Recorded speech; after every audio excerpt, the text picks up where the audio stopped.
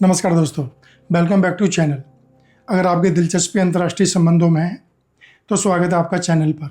आपको लगातार politics, international relations, news updates के बारे में जानकारी मिलती रहेगी। वो खबरें, वो अपडेट्स जो हम लोगों के जीवन को प्रभावित करते हैं, बदलते हैं।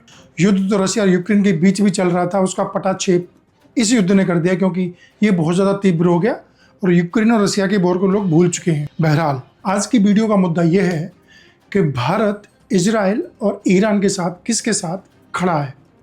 ये प्रश्न जितना आसान लगता है उतना आसान है नहीं दोस्तों।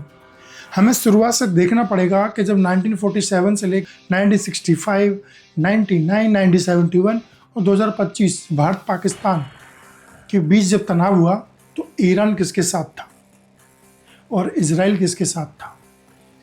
भारत ने ईरान जब संघर्ष में था तो भारत ने क्या उसके साथ स्टैंड लिया था। रसिया और अमेरिका जब स्टैंड लेते हैं इन देशों के तो भारत पे उसका क्या प्रभाव पड़ता है। 1 मिनट के अंदर आपको बताता हूं कि अभी हालिया SCO शंघाई कोऑपरेशन जो समूह है उसका भारत सदस्य है। UN 2 मीटिंग हुई हैं, 2 वोटिंग हुई हैं। 2 मीटिंग्स में भारत ने अपने आप को अलग रखा। UNO में एक मीटिंग हुई, वोटिंग हुई इंस्टेंट सीज फायर के लिए between Iran and Israel, and Bharat ने अपने आप को उस वोटिंग से दूर रखा। Number 1। Number 2, SCO Shanghai cooperation ने भी एक स्टेटमेंट जारी किया ईरान की तरफ से इजराइल के खिलाफ। उसमें भी भारत के प्रवक्ता ने एक प्रेस विज्ञप्ति जारी की कि SCO ने जो स्टेटमेंट जारी किया है भारत उसमें शामिल नहीं है। इसका मतलब ईरान और इजराइल के बीच इस मामले में तो भारत खुल के इजराइल के साथ खड़ा हुआ है। अब और ज़रूरी बातें हैं जो जानना बहुत अहम है आपके लिए कि जब भारत पाकिस्तान के बीच तनाव हुआ हाल ही में पहलगांव अटैक के बाद तो इजराइल खुल के भारत के साथ खड़ा था, लेकिन ईरान ने क्या स्टैंड लिया। ईरान किसी के साथ खुल के खड़ा नहीं था, लेकिन उसके प्रतिनिधि ईरान के पहले पाकिस्तान गए और वही प्रतिनिधिमंडल आके भारत में जयशंकर से मिला और उन्होंने सीज फायर, शांति विराम, तनाव को कम करने की कोशिश की। लेकिन जब 1947 में कश्मीर पर कबीलाई सैनिकों के तौर पे पाकिस्तान की सेना ने अटैक किया था तब ईरान ने क्या किया था। तब ईरान न्यूट्रल था और शांति के प्रयास की कोशिश की थी और उस वक्त ईरान में शासन था शाह मोहम्मद रिजा पहलवी का। लेकिन जब 1965 का वॉर हुआ तो ईरान ने खुल के पाकिस्तान का समर्थन किया। लेकिन इसमें एक इंटरेस्टिंग फैक्ट ये है कि सप्लाई फ्यूल्स उन्होंने भारत के लिए भेजे, यानी कि यहाँ भी उन्होंने दोनों को साधा बैलेंस करने की कोशिश की। अब आता 1971 का वॉर। इस वक्त भी शाह अहमद रेजा पहलवी शासन में है और उन्होंने पाकिस्तान का खुल के समर्थन किया।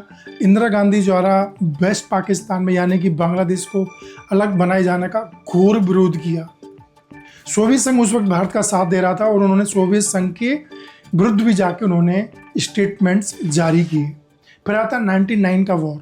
इसमें भी ईरान ने भारत और पाकिस्तान के बीच संतुलन कायम करने की कोशिश की और दोनों से तनाव को कम करने की और शांति कायम करने की अपील की। एक्चुअली ईरान में 1979 में इस्लामिक रिवॉल्यूशन होता है और शासन बदल जाता है। उसके बाद आते हैं ईरान की सत्ता में हुसैन खामेनेई जो इस वक्त हैं। इन्होंने डेमोक्रेटिक न्यूट्रल पॉलिसी ईरान की बनानी शुरू कर दी।